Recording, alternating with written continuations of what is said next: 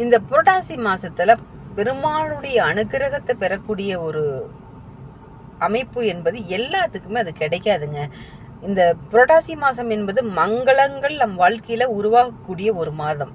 இந்த மாதத்தில் சொல்லுவாங்க இல்லைங்களா, ஒரு பனி இருக்கிற இடத்துல ஒரு சூரியன் வந்துச்சு அப்படின்னா கண்டிப்பாக அந்த பனி விலகிரும் அப்படின்னு சொல்லுவாங்க இல்லைங்களா.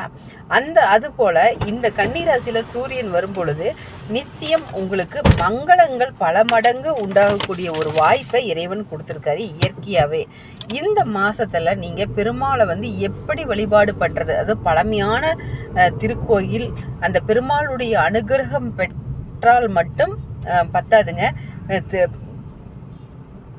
அதாவது பெருமாளுடைய தலங்களில் முனிவர்கள் தவம் பண்ணியிருப்பாங்க இல்லைங்களா, அந்த மாதிரி ஜீவ சமாதி அல்லது முனிவர்கள் தவம் செஞ்ச இடம், இந்த மாதிரி இடங்கள்ல நீங்கள் வழிபாடு பண்ணிங்கன்னா நிச்சயம்